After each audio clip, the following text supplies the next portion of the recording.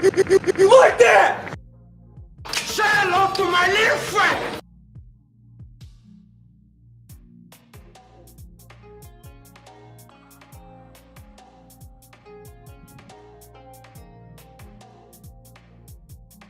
One more day.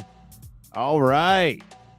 Welcome back to the Villain Report, where kneecaps get bitten, narratives get shredded, and the Detroit 313 Sports get the spotlight that they deserve. I am your host, Russell Wayne, the voice of vengeance, the mouth of the Motor City Madness, and the UDFA, the undrafted free agent of sports podcasting, the Tom Kennedy of sports podcasting, if you will. So in this episode, myself, Robert Bertana from the Green Bay Packers Slappy land. We're picking the games against the spread today. We'll talk a little bit about that Packers drubbing of the Commanders, and that's what we're going to do today. That's right. Detroit, the Villain squad, is a 78,000 strong Facebook page right there, and we're climbing fast. So help us storm the castle of 100,000 followers by hitting that follow button, hitting that bell button. And are you on YouTube? We're chasing our first 1,000 subscribers on YouTube. So hit that subscribe button. Give us a help right there. Help us get to that 1,000 mark. We're building this YouTube the best that we can right now, and I would love to see you guys on there. That would be beautiful. So Facebook, YouTube, X, TikTok, wherever you scroll, the Villain rolls. Connect with me on all platforms and be part of the takeover, because it is faith, family, and then football, in that order. It's in that order. I say it's in that order because when you have bad losses like you did this week, you got to keep things into perspective. Keep things right in your mind. Don't let football turn you into a dick. Don't do that. Go out there, take your losses, take your lumps, and then move on. Use football. Don't let football use you.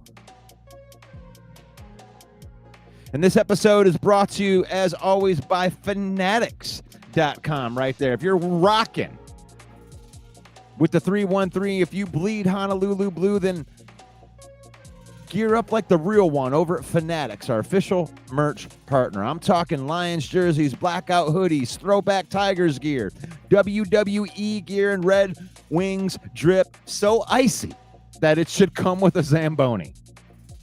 So here's what you do.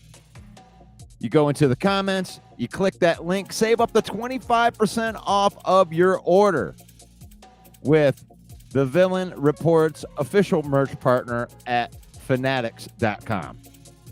Every click supports the channel, the page, and lets the world know that Detroit fans do it bigger and better. The Villain Squad don't do knockoffs. We do official. We do Fanatics. Get yours. Woo! All right, here we are. It is Saturday morning. It is September the 13th, and we're here to talk some football. Welcome to the Villain Report. God bless you guys for coming out here on a Saturday morning. Let me get this QR code out the way. It's still in there. Let's say hello to everybody in the chat. Good morning, Davey. You like that? Steve is real. Yeah. Glad to see you back in here, Steve. And Lions fans say thank you to the Packers on how we beat the Commanders. Yes, that's a conference win right there. And man, the Packers look good, man. And that's a great segue to bring in my partner on Saturdays, Robert Bertana, the Packer Slappy. What's up, buddy? What's up, man? How's it going? And you don't mind being a Packer Slappy today. You guys look so damn tough right now, and it's like I had to eat my words. I had to eat my words on Monday. I've continued to eat my words all week long, and I watched that Commanders game, dude, and it was like living vicariously through Robert. You got to be happy with what you're seeing out there. Give me your thoughts on that game. I mean, as a Packer fan, we haven't had a team looking this good in a long time, very long time. and now, I mean, Micah makes our defense look better. I mean, our offense is clicking. I mean, you see Jordan Love. I mean, he's got some work still to do. I mean, we stalled out a bunch of times, but in the start of the season with no preseason, it takes a couple games to get you really, really, really clicking. And I think in a couple of weeks when we're really clicking, it's going to be even better. Watch. Well, I mean, in defense of your offense right here, it's like when you go up by a lot, your offense, your strategies, everything changes to a more conservative type of thing. So I don't know. It's like when Jordan Love wants to take the shots and they're being aggressive, the offense looks fine when they're trying to get out to the lead. I don't blame Matt LaFleur for backing off a little bit when you're in that driver's seat. It's like it's when they say situational football, I think that's understated because it's usually just like, oh, my guys are better than your guys. It's like, every game has an ebb and flow. And you found that 2 weeks in a row and found that ebb and flow for whatever excuses that I want to make or whatever. I think the Lions are going to be fine in it. I think that you guys are a really good team and you came out and punched us in the mouth. And it's like we were a little underprepared and you guys were way overprepared. You guys were ready for the moment. You guys were all fired up. Micah Parsons in the house. I mean, your team had like, you went to 11 when like the Commanders and the Lions were only at like an 8, and with intensity, in my opinion. And that defense is flying around. It's just getting after everybody. I mean, it's been 96 maybe the last time, 95 last time we had a defense that looked like this. Reggie White. I mean, well, I'm not willing to go there yet with him, but I tell you what, Micah Parsons coming off of that edge, he looks like such a I said last week that I didn't think Micah Parsons was as good as Aiden Hutchinson. And at this point, 2 games in, I mean, there's an intensity about Micah Parsons that you just like at the end of a game, you're just going to have to deal with it. He going through people. And then it's just like, it's not a matter of when it's or if, it's when he gets through that line, because even as good as Penei Sewell is, he could hold him back for, maybe 3-4 seconds, maybe on a good day. And the problem we're seeing, I mean, and now this is 2 games in a row, a lot of hands to the face. I mean, I can't tell you how many times I saw someone with their hand around his neck as he's coming in. He gets past him and they hook him, and it's not getting called. I mean, it's a lot. I mean, there was like 3 or 4 on the Detroit game. There's at least 2 or 3, and on Thursday's game where same thing. Not even just Micah, some other guys like Van Ness got held, and there's a lot of holding going on with this series. And in Hutchinson's defense, there was a lot of that going on too in that game too. I mean, I actually saw him get they literally tackled him, put his arms around him and drug him to the ground, and Jordan Love's like, oh wow, what a great complete pass by one. No shit.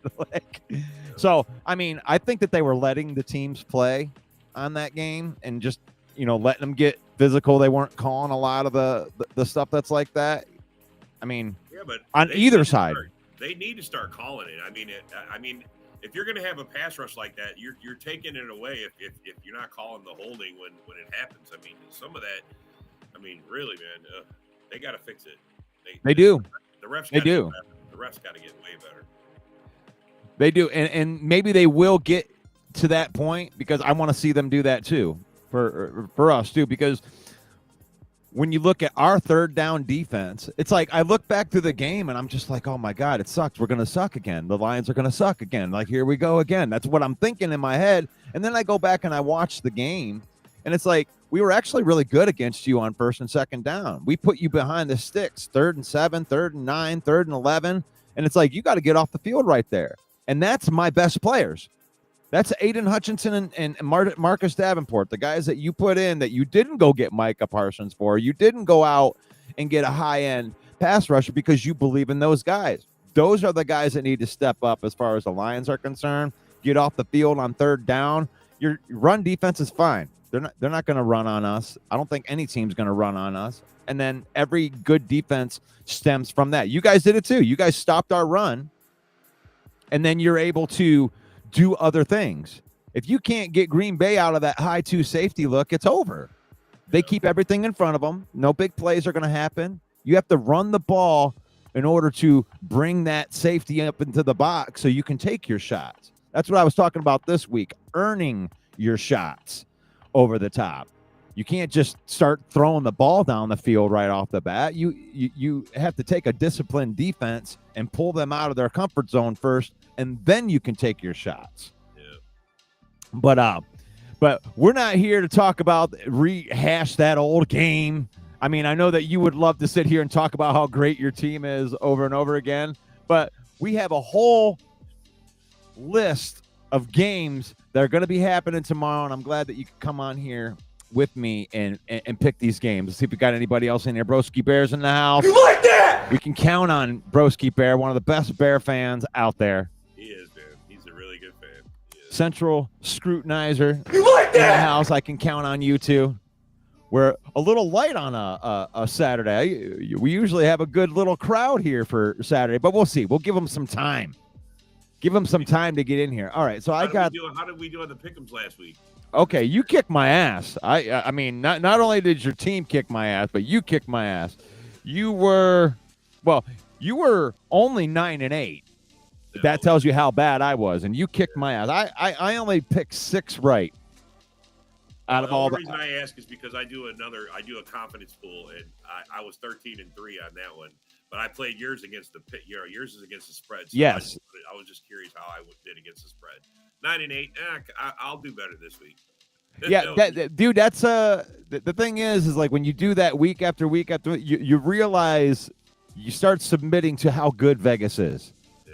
Because even the ones that you get right, there was a handful. There was 5 picks in there that I got wrong. That I got the team right. But the numbers were off, and you had 3 or 4 of them that were in that category too, where you picked the right team, but the 1.5 was too much or something like that. It's like, yeah, whatever. But that's the fun of it. And if I can teach anybody anything from this, I mean, I'm not a gambler myself on a big note. Like I threw some money down on like whole season stuff, just being a homer. But outside of that, I don't really believe in it all that much. But if you do it, I want y'all to realize that Vegas is really good at taking your money. And I want you to realize that before you get really, really convicted on teams. And if you're betting straight up, I think that's probably the best way to bet.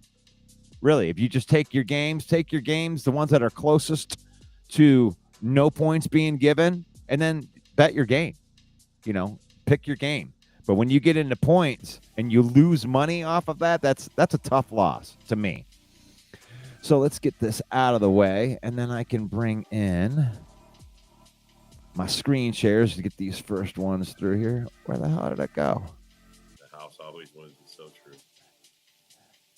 They do. It's rigged. It's designed. Well, kind of.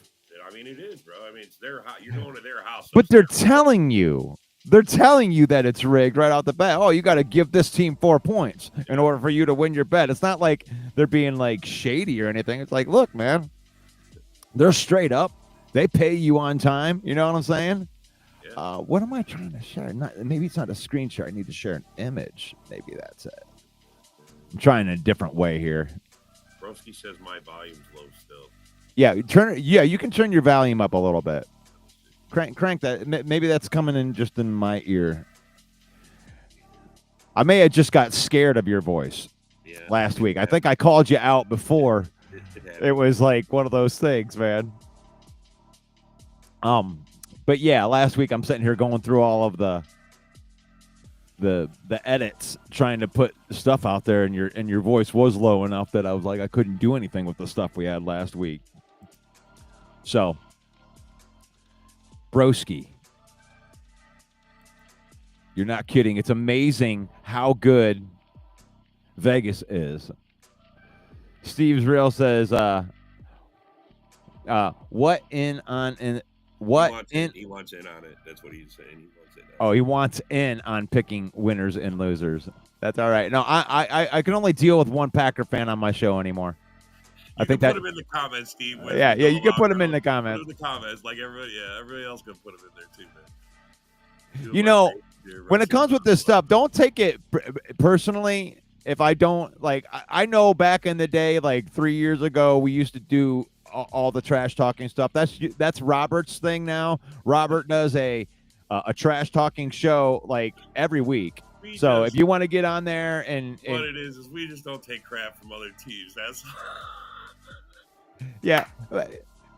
I don't, I don't really look at it like that. I look at it from my viewership. I mean, your viewers talk a lot of crap to me, especially too, because they've come at me, and it's all right. I don't mind. I think it's fun. I laugh. Everybody that comes at me, I laugh, bro. I laugh. I do. I swear to God, it's fun. Well, same thing for me, man. I probably put up 1,000 posts during this off season, and I bet you 950 of them have Fool's Gold Lion on it. Like, so I definitely know what it's like to be trolled constantly. You're not the only Packer fan. There's lots of other fans that just love that they go away when it's not going their way. They're just kind of, yeah, they got other things to do. You know, I'm enjoying my life. I'm out. Both ways. I agree. You got to be able. But the thing is, a trash talker. Broski's a trash talker. Broski's consistent though. Broski shows up on all of the shows. He doesn't hide, even though sometimes nonsense comes out of his mouth. Actually, usually nonsense comes out of his typing, but it's okay though. That's what this is all about. It's all good. And I've never hidden from anybody. I've had the same show. I came on here, and some people come on and some people go away. Like John came on here yesterday, said I kicked them off my show. I never kicked them off my show. I didn't bring you back on my show, if that makes any sense. It's like, if I kicked you off the show, how did you find your way? If I blocked you, how did you find your way onto my show then? Because I certainly didn't unblock you if I blocked you. So it sounds to me like you made a decision not to come on to my show and talk trash anymore. And I wonder what that reason was, John Dorn. Why did that happen? Did that happen because you just had other things to do, or that I kicked you off? I don't think so. I think you went soft and you did what you did. And I'm glad that you came on last week, Robert, because you were almost there too. At least you came on the very last second. The very last second. You only had that one last day. If you didn't come on the day before, I wasn't letting you on either. 3 years since you made your statements about how you wouldn't say it anymore, and I said I don't use same old lines anymore. I've kept it. Yeah, I figured that you would say that, and that's weak. I mean, it is what it is. We had a gentleman's agreement on that. You guys backed out of that, but at least you came on and admitted it. I'd said, this is how you get back on. And John said he wasn't going to do this, but I was like, come on, admit that we've owned you for 3 years. Say that we were the better team for 3 years, and I'll let you back on the show. That's all you got to do. And Robert waited till the last second, but he did do it. And that's why he's on this show, and you're not, Steve. You can't come out of witness protection. You can't come out of witness protection after 3 years and then ask to get on my show. I mean, the way I look at our division is, it's like playing division foes. It's like redundancy. We have our ups and downs. I mean, that's the whole point to the division, is you're going to have your ups and downs. You're going to sure. I have yet. I mean, up until the last couple of years, you guys really haven't been much of an issue until the last couple of seasons. And right, that's my issue with it. I'll give you props, bro. All day long. You did and that's why. And that's the thing. It's like, I'm trying to teach people here. It's like, just be a man here where it doesn't matter getting embarrassed. My God, I mean, when I started doing this show in 2020, it was nothing but Robert and Bill making fun of me and Mike on here about how bad we were, and we just took it. We just took Mike's it for the biggest thing, right? The trash talk. He has a whole spiel about how his trash talk. That's what got me following you guys. It was Mike and his trash talk. Honestly, bro, Mike's a good trash talker. I love Main Event Mike. Great guy. Good trash talking. Yep. Good trash talking, and that, like, you know, I wish that more people got into that. I wish that it wasn't such a niche type of thing, because I really want to be successful. So I toe the line. I try to toe the line. I do a little bit of trash talking, but the thing is, I don't want the whole show to be about that. I want to get into the nuts and bolts of these teams. You know what I'm saying? Yeah, and I agree with that. I mean, you don't. Not all trash talk is. I mean, it's just supposed to get the juices going. A little ribbon, a little thing. Against competition is good for everybody, and you can't win every time. And who wants to win every time? I don't. I don't want to win every time. Then you lose interest. You know what I'm saying? It's got to be split. It's got to go both ways. It's got to have these ups and downs and ebbs and flows and whatever you want to call it. But I mean, the rivalry's back. To me, I this is something that I've said too. Is like, until the Packers take it back, then it's not really a rivalry, right? Because you guys owned us, and then we owned you for a short period of time, and then now I feel like we've had. All right, now you've hit me, I've hit you. I still believe that both teams are really, really cool, and they're really, really good teams that could do some stuff. The Packers started out ahead of the Lions this year. They were more ready for the season, but that doesn't mean, I have to eat my crow on the coordinators. You have to take the time to allow the coordinators to put their system in. And I thought they could come right out of the gate and do it, and I was wrong. You're the only one, man. A lot of people, because Packer fans are saying, coaching's part of it. It's part of it. If you don't, you got to have that little edge. That's what made you guys so good. Your coaching was good. You guys were smoking everybody. I don't know. I didn't think it would fall off like this. And I'm not saying you fell off yet. It's only week 1. Trust me. It's only week 1. Well, you made the Commanders look pretty bad too, and that's a dynamic. I mean, some might say that, Jaden Daniels is better than Jared Goff because of the mobility thing, and you guys handled both parts of that. So I'm not. It wasn't easy. Actually, your game helped me with the therapy part, being like, okay, getting knocked out by a really, really good team. If you guys were the Jaguars or something, I'd probably be a little more worried, Well, I've been telling everybody, I go, look, we beat the Lions, and then we went and beat the guys that beat the Lions the last time you guys played. So, I mean, we took care of them for you. They are tough, man. Trust me, they are tough, and they got better, bro. I'm just saying, the guys they picked them at free agency on their offensive line, their pass rush is really fucking good, really good. Sorry for that. I like that. Oh, don't worry about that. There's some slips that happen into here. Even though I go with faith, family, and football, I have grace, especially when it comes with football talk. I'm not. You can't control everybody's cuss words right here. Like, that's okay. But let's start with these games right here. We'll start, and I did it pictures. I took pictures of all the spreads right here. So we'll do these 3 at a time, starting with the Jets and of course I can't see it. The Jets Bills. and the Bills. Good. Okay. I can't even tell the things in the way. I can't. Can you see it all? What's the point spread there? It's plus 6.5. 6.5. Yeah, 6.5. 6.5 for the Buffalo Bills. They're eating 6.5 points. What do you think? The Bills and Jets. That's a lot, but oh man, after the way they played, I mean, even the Jets had a good game. I mean, Fields looked really good, man. I mean, it wasn't just Rodgers hated him so much. I mean, it was pure Rodgers hate that fueled that. I'm going to take the man. I like the Bills, but I'm going to take the points and take the Jets, man. 6.5. Oh my! Starting to think like me. That's scary.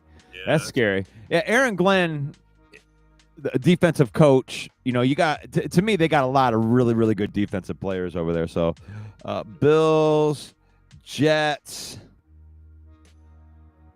Robert, Russ, and get all these things written down. So we got Jets and Jets. Okay. So then we got Giants and the Cowboys. New York Giants, Cowboys. And it looks like the Cowboys are minus 4.5 for the Cowboys? Yeah. Okay. You want me to go first, or? Yeah, go ahead. I'll let you do this one. All right, so I'm gonna take the Giants on this, man. I mean, Really, are Cowboys so good that they get minus points? I don't think they're good enough to beat anybody by negative. So I'll take the New York Giants and the points. Yeah, I'm gonna take the Cowboys. I saw a lot out of that offense. Their defense is terrible. They got nothing. They got no pass rush. They got no run stuffers. But their offense, other than CeeDee Lamb dropping all them balls, they would have beat Philly if he didn't drop all them balls. That's true. I'm gonna take Dallas. I'm gonna take Dallas. Damn, I already wrote mine down, or else I might. You might have just convinced me, but that's all right. I'll eat it. So Rams versus Titans. Titans getting 5.5 points. Look at all these points, man. These guys are getting over a field goal. Really, yeah. This one's easy to me. Yeah, I take the Rams. Yeah, I mean, I think they're. I think it was 15.5. I would still take the Rams. Tennessee, that is a scary team. That the Tennessee Titans team, but not really. So lots of points there for those first 3 games. Let me get this next one up here. There we go. All right. So we got the Bungholes versus, what is that, Jacksonville? Yeah, Jacksonville Jaguars. Minus 3 points Holy for the cow, Bengals. Terrible, man. The Bengals look terrible, man. I'm gonna take Jaguars in the points, man. I'm taking they look a lot better than the Bengals do, man. I mean, literally, the Bengals look terrible. They look horrible. They do. They look horrible, which is the exact reason I think they're going to get right. That's still Joe Burrow and Jamar Chase and everything like that. I think they get right in this game versus Jacksonville. But Jacksonville look good. You know, they have what you call the good offseason, and they should feel good about themselves because they made a lot of things happen. Etienne looks like a real running back. He but looks like he's back. He looks like he's back to his old form. But you're going to take Jacksonville on the points. And I'm going to take the Bengals for no other reason other than I just believe they'll get better. No reason, no football reason from week 1, that's for sure. The Cleveland Browns. Oh, here we go. Cleveland Browns, Baltimore Ravens, 11.5 for the Browns. Damn. Damn. 11.5. Get your picks in for this, guys. I like that. I like Broski. You did it right. When you see all 3 of them, yeah, getting a 3-banger in there. That way, we're not trying to get everybody to do them at the same time. All right, I'll take the Ravens. I'll risk it. I mean, those are a lot of points. 11.5. Wow. Yeah, I'm taking the Browns. I mean, I'm taking the Browns. They still have Myles Garrett, and I don't even know if they'll score 11.5 total points in that game. Yeah, no. They also have the old guy, Joe Flacco. So. The oldest guy. That's the guy. Yeah. My gosh, Joe Flacco. Like he's their starter. Straight out of the Renaissance. Oh God. Browns. Okay, so we got Seahawks, Steelers. Seahawks, Steelers. Yep, Steelers all the way. Rodgers has got them playing well. Steelers at -3 for Robert. And gosh, man, I don't know if I never want to put any money on the Sea Chickens. I'm going to take the Steelers too. Yeah. Tomlin's such a good coach, man. You can always count on him to right a ship no matter what guys that he's got in there. I appreciate. Record, man. He always figures it out. When the Lions were awful, I always looked at the Steelers like I was like, man, if I had a franchise and I would want to be like a franchise that was winning, it would be like the Pittsburgh Steelers. And that's just my opinion, but I like that gritty, hard-nosed thing, and I think that we got it. We could have that with Dan Campbell. He's just got to get this, get that, turn into, Mike Tomlin and like Bill Cowher. That's actually who Dan Campbell reminded me of right off the get-go was Bill Cowher. as we move on to the New Orleans Saints, and I can't see the one that's behind it. It's the 49ers. 49ers. All right, New Orleans against the 49ers. The Saints only get 3 points on that. Yeah, this one's easy for me. I'm taking 49ers easily with only 3 points. Take the 49ers too. Spencer Rattler. He's like the Temu version of Patrick Mahomes. From afar, looks like Patrick Mahomes. When you get up real close, not so much. Patriots, the Pats. What did you got? You got 49ers too? Yeah, I take 49ers. Yeah. Pats. We got the Pats and the Dolphins. I'm taking the Patriots. Yeah, I don't even have to know what point. Only a point and a half? Yeah. God, the Dolphins are a dumpster fire. You could have I'd take the Patriots at 11 and a half. Yeah, me too. I think I would too. You give me 10 more points. I don't even give a crap right there. You got the Carolina Panthers and the Arizona Cardinals, 6.5 points for the Carolina Panthers. This one's a little bit tougher with the points. Yeah, I mean the points, but I like the Cardinals. I like McBride. I like Connor. I like the way they're moving the ball. I mean, I like those. I think they can beat the Panthers. The Panthers still got question marks. Okay, so you got Panthers in there. I'm going to take the No, I took the Cardinals. Oh, you took the Cardinals. My bad. I'm taking the Panthers because whenever I get in a situation where Arizona does look better, but they're both not good teams. So whenever I got two teams that are not good, I usually lean towards the points, but no real football reasons for this. Just taking it. We're just taking it. All right. We're moving through these fast. I'm kind of glad we're moving through these fast. Yeah. I think I got one more picture. Oh, come on, Russ. I'm doing it a little bit different the way that it's going up here, so forgive me if I'm technically challenged here. Did I do it? There's still Okay. should be one more page. I got 2 more pages. Okay. There we go. But the last one's only got 2. I guess the last one's got 3 on it too. Oh, so we got the Colts and who's the other team there? Denver and the Colts. I got stuff in my way. I don't know. No, you're good. Denver and the Colts. It's 2.5. Wow. I mean, Danny Dimes looked really good. I mean, they scored on every possession. The Colts did, but they scored points on every possession. Danny Dimes is dropping them too, bro. He was like, but I think the Broncos got way too much defense. There's no way I'm taking the Broncos. Yeah, I think that we're going to agree on that one, too. The Broncos look really, really good on defense, and Sean Payton is Sean Payton. Yeah. Eagles fly against the Chiefs. All right, rematch of the Super Bowl. 1.5 is pretty much straight up since the Chiefs are at home. So, if Jalen Carter doesn't walk up and spit on Patrick Mahomes, I'm going to take the Eagles. I mean, honestly, bro, they smoked them in the Super Bowl, and the Eagles don't look like the Chiefs don't look like they fixed anything. They look old. The Chiefs look old. They look like they're slow. I mean, they don't look like the Chiefs of old. I'm taking the Eagles in the point. So you got Eagles in the points. I'm going to take the Chiefs at home.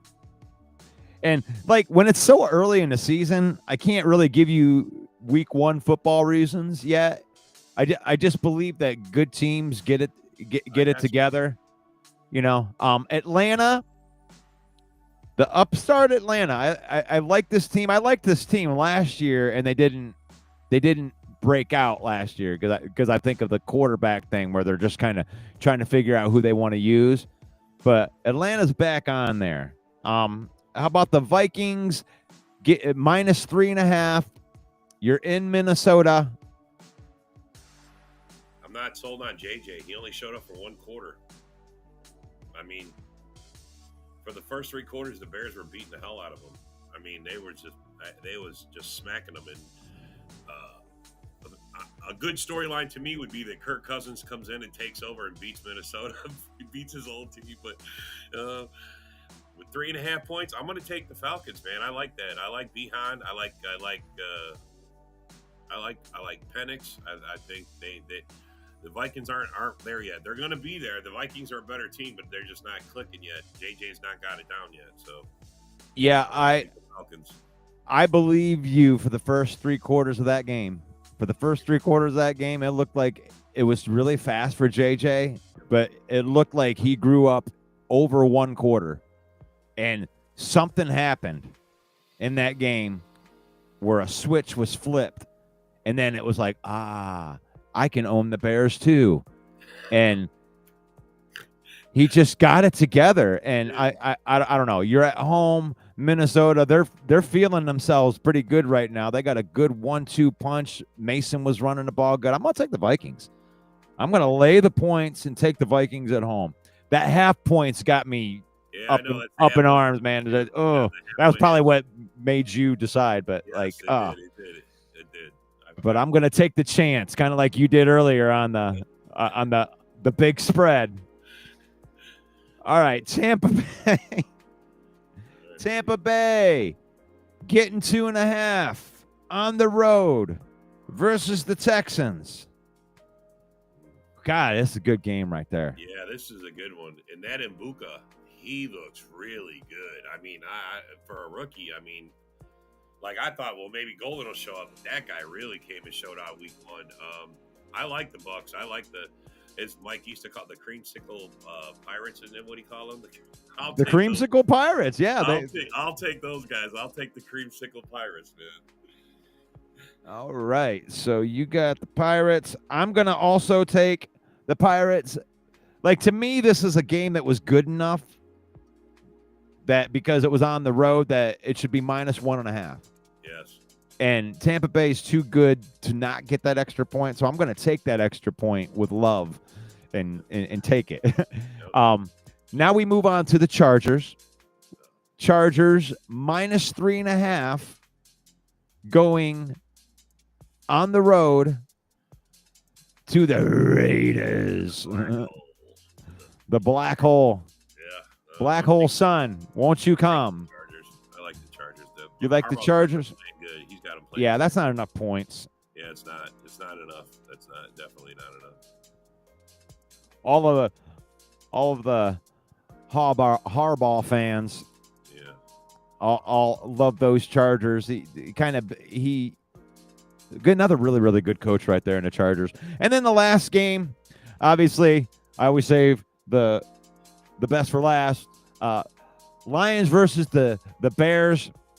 And I think what they say that the betting is on that right now. I did not get that. I think it was 5.5 last night. Yeah. Or a couple nights ago, but let me get back in here. This is easy for me. This one is easy. The Bears got Caleb Williams. I don't believe in that guy. Right. At all. I'm sticking with the you guys. Look, man, you guys got hit unawares from us. I think you could take the Bears with Caleb Williams being there. That guy's he's a head case, and I don't see any improvement. I watched that game last week. He looks the same from the year before. I didn't see much difference. I mean, it started out the offensive line looked better. They were giving him time, but he's still overthrowing guys. He's still missing. He overthrew by like 15 yards a wide open more going into the end zone, bro. That was like, to me, that's a sign he's done. I believe in you guys. I believe you're going to take. They have to.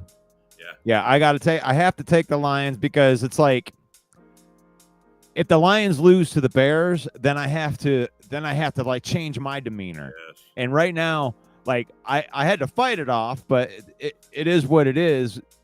You guys whooping our ass on Lambeau Field. I had to decide whether it's like, is this a freak out moment or is this just something that we can get through? And I have to believe that it's something that we can get through off the right off the bat. But if you lose to the Bears, then you have to start asking questions. So I'll take the Lions. I probably won't bet against the Lions all year, even on the point spreads. I'll just take the Lions and the points when they're not, because I'm such a homer. But I don't think the Bears can hang. I think Becca's got it spot on right here. I think Caleb's got ultra talent, man. Like you can see the talent in him, but he's not consistent enough to run in offense. It's like, yeah, you can make some stuff happen on certain plays, right? But can you run the offense? Can you drop back, do a 3-step drop, look at your first read, second read, third read, and get it to a guy without having to run around, without looking nervous and doing a little jump hop step like you're hitting the triangle button over and over again on Madden. Looking like you don't know, like you need some poise first. And I hope that Caleb Williams don't figure it out against the Lions, because he's got the talent to shock everybody. But it seems like when you get into the mental part of it, he just loses something when he gets into a hard fight. When there's nothing on the line at the beginning, when he's going out and the fans are all loving him, yay, look at how good Caleb is. But then the minute that you push back a little bit on him, it's like his level of play drops drastically. But Broski thinks that the Bears are going to push the Lions around. And their defense looked good, but in their offense, honestly, the reason why I think Minnesota changed around is they blitzed in that last quarter a lot. They didn't blitz nothing the first half, but they blitzed a lot. And I think you could disrupt the Bears line with the blitz. I really do. Creatively, yeah. Yes. And I don't believe that the Bears are going to push us around at all. I honestly don't even believe that you guys pushed us around. I believe that you guys had us on our skates making like mental mistakes more than it was like you were imposing will. There was a lot of plays that we come to find out afterwards that like our offensive line was miscommunicating with each other. There were two linemen that were doing one play and your crowd was so loud that they couldn't hear the checks or the changes. Yeah. And two of them would hear the check, two of them wouldn't hear the check. And that's why you saw like linemen running into each other and stuff. That's not physical dominance. That's like, okay, guys, you got to get your shit together. Get the mental part here done. And you flustered our rookie. Tate Ratledge didn't have a good game. He made a couple mistakes running the wrong way. Mahogany made it, but they blamed it on the whole line. It wasn't like just one person. But you need to see what that looks like with the offensive line running without intelligence mistakes.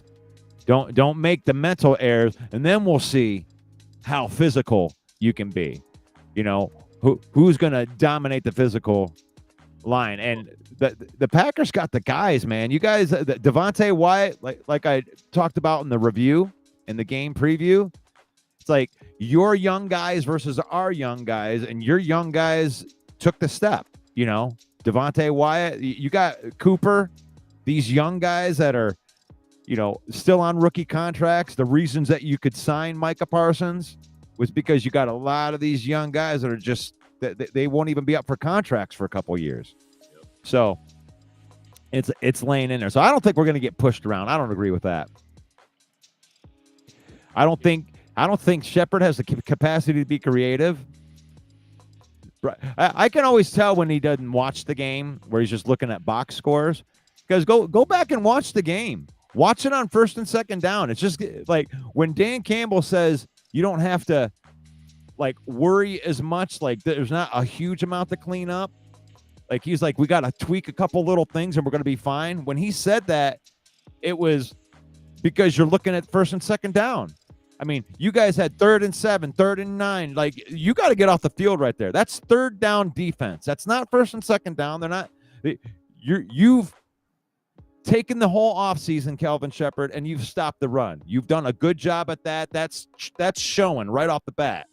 Josh Jacobs ain't no chump running back. It took all game to break you down and for him to score. It took the whole right 4 quarters to break you guys down. 3 yards a carry, and really like what Kelvin Shepard said is like you take away the 2 explosive plays. You had a 15-yard run and a 10-yard run, and then even on the passing defense, it's like Jordan Love had 188 yards passing. It's not like he had 400 yards and it was like our secondary was 4 yards. He had 240 in the first half against the Commanders.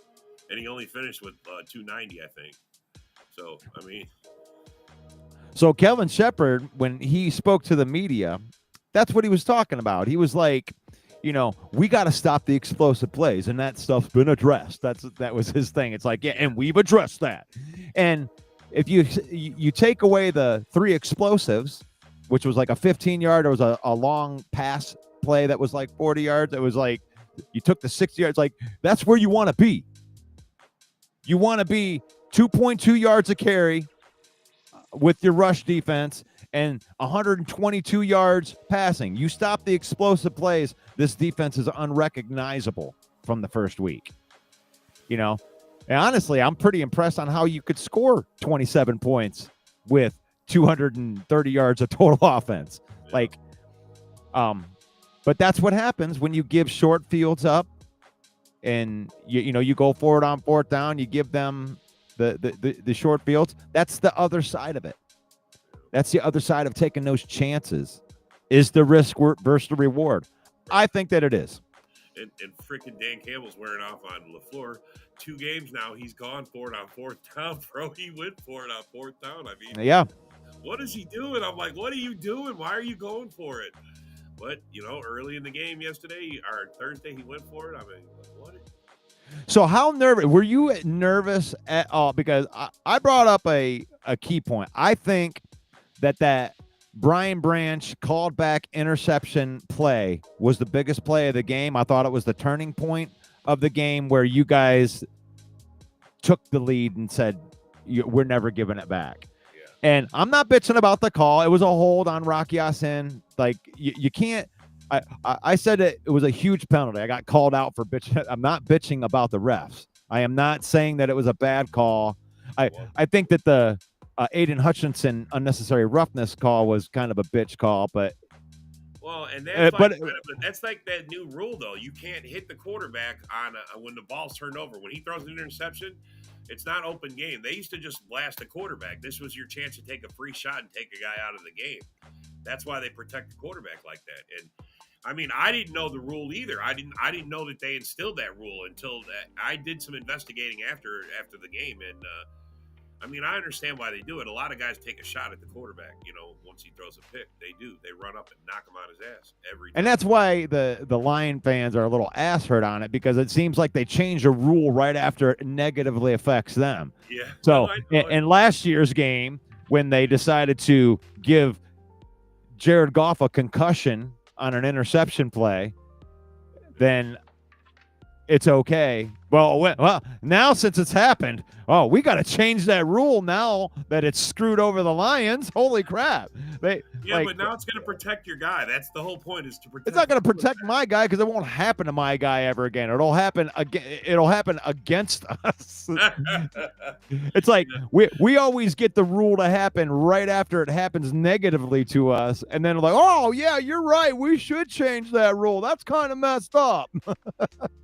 And now it's not there. But the thing, that took me away from the point. The point being is that's how close games are. Yeah. Because if they didn't do those penalties and we're looking at a 17-13 game with the Lions having a momentum, it's a different ball game than the point not counting and then you taking that point and then going all the way down and scoring 7 yourself. So instead of 17-13, it's still 24-6. When you look at how big that play was. I don't think your defense was that bad, though. I think your offense is. I mean, bro, you didn't score a touchdown until 42 seconds left in the game. I mean, that's when you got a touchdown. And then it took a circus catch by your rookie to do that. I mean, that dude made the most incredible catch I've ever seen. I mean, OBJ had a good one, but that one there, literally, he caught it. And if his heels weren't, literally, he was on the edge of the sideline, and his heels barely clicked. I mean, that was the absolute furthest you could go to catch that ball and pull it down. Anything else, you don't make it. So yeah, they might have got somebody in the late in a late round with that, and it was considered a reach. Maybe it still is considered a reach. He needs to be really good in his career in order to justify using 3 total third round picks on him. But if that's what his career is going to look like, I don't mind it. having those three wide receivers. You don't want it to come down to a catch like that all the time. I mean, Broski, it was a great catch, bro. No one's overhyping it. I know you're. I mean, it wasn't garbage time. I mean, the Packers were still playing solid defense. There was 2 defenders there, and they were in the way of making it an easy catch. I mean, and that's why he had to lay out and pull it down. But I mean, bro, you can say what you want. That was a great catch. I don't care what anybody says. That was a great fucking catch. Yeah, and you know, you could lie to me and tell me that Green Bay wasn't defending on that either. Like, you guys had pride. You guys were going just as hard on that play that you were any point during the game. So I don't buy that garbage time stuff, because you guys had pride on the line on that play too. And that's what it comes down to at the end. Yep. When it doesn't matter, it's like the people that make it matter. I think that matters. It does in the long term. You getting a touchdown, leaving the game with that feeling, it means something. It means something. And overhype the catch, that might be the greatest catch of the year. Yeah. Like, when you come down to it, broski, it's a candidate for sure. Don't underhype the catch. Yeah. Don't just say it's a garbage time TD and act like it wasn't spectacular, because I could probably guarantee that nobody on your team's going to make a catch like that this year. Just, it is what it is. And I'm not even taking anything away from your team, bro. You might have great catches, but that one's going to go down as one of the greatest catches of the season. Like, when they do the top 10 catches of the season at the end of the season after 17 games, I bet you that Isaac Tesla catch makes it on that list. It's going to be on there. Ahead of all Chicago Bears. Yeah, they haven't made one yet. God. Although they do have a chance to make one like that, because Caleb overthrows so badly. Someone's going to have to go up and reach for it. Yeah, they're going to need some spectacular catches. So I guess according to Broski, I can't look. I'm not allowed to look at the last game and pull anything positive from it. I'm not allowed to look at it. It didn't count, I guess, according to Broski. It doesn't count because it was garbage time. It was garbage time. But yet I got to listen to Bear fans tell me how great Caleb Williams is in garbage time when he can't do shit, and then he shuts down at the end of the game. Bear fans, I saw all the videos. We had Mike Carrico. He's one of our owners. He was at the game, and they all said the same thing. It looked good for 3 quarters, and then it's just Bears doing Bear things, man. They just fall apart. I mean, Broski knows it. He knows Broski's a realist Bear fan. He knows that Caleb sucks. He wants Caleb out just as bad as anybody else. So. Yeah, he was turning into a Packer fan yesterday. Yeah, he was talking about Micah Parsons, and he tried to make fun of me, and then he puts the tagline "Get some" at the end. I'm like, what are you, a Packer fan now? Get some what? Are you on the Packer side saying, "Come on, you Lions fans, you can't get us Packers"? I know for a fact, Broski loves going back and forth with you. We've talked about it several times. We talk about all the guys that talk. So. I gotta have a Broski in here. Yes, you got to. You know, bro. I gotta have Broski a Robert in here. Broski makes a show, man. I love him. And you know, even John Dorn. I'm glad to see John Dorn come out of the basement and come on to my show. I understand that you guys have your own show and you guys go over there and you guys talk mad shit, and that's fine. We do. But like, I'm an egomaniac, so it's about my show. So it's like, to me, I don't care what you do on anybody else's show. You can go on. I don't care if you got on ESPN. It didn't happen on the Villain Report. It doesn't count. I tell everybody, Russell Wayne gets on his soapbox, bro. He gets up on his soapbox, and you are a proud fan of your team, bro. I love it. I like that passion. I mean, that's why I like. There's a lot of guys that if you got passion and you could say whatever you want about your team, as long as you're backing them and you do it. You say what you want. You go out there. You put it out there, man. I love that about you, man. We could disagree, but I love that you're that passionate about it. So about what? What? About your team and about your loyalties and about the way you feel. And bro, there's not a lot of guys just talk crap, and there's a lot of just haters out there that just hate. You're not like that, and that's what I love about you, man. You're passionate. You believe. It misses me, like when people come in with the hey, and I get it. You haven't won since 1957. You got like the top 10 hit list of rips that you throw on Lions, the top 10 hit list that you throw at Packers, and it's like, to me, this is my opinion. Get it out in the first 5 minutes. Oh, you haven't done shit. Well, you haven't done shit. Oh, our team, Campbell owns you. No, we just kicked your ass. Okay, are we done? All right, let's talk some football. Like, are we done yet? And here's Broski telling Broski, I don't know if I would really admit that. It's not true, but you don't make me hot and bothered at all. My wife does that, and that's about it. So I don't know if you swing that way or whatever. I mean, I ain't trying to hate on you. I ain't trying to be hot and bothered by you. I don't know. I mean, maybe you'll do better with Becca. Let's see how Becca does with your hot and bothered talk. But I'm not the one for that, bro. You've had enough of that shit. For certainly. Oh, gosh. All right. We've had some fun today. This has been good. And are we going to make this a tradition? I didn't get Johnny Gaz on. I think this might, he's got, it's Faith, Family, Then Football on here. And Johnny had a soccer game with his son, and that takes precedence over all of my bullshit shows. So I got that. But Johnny Gaz, he's going to make it as many times as he can. But if I can count on you in here every time, I don't know if I like 3 might be a lot.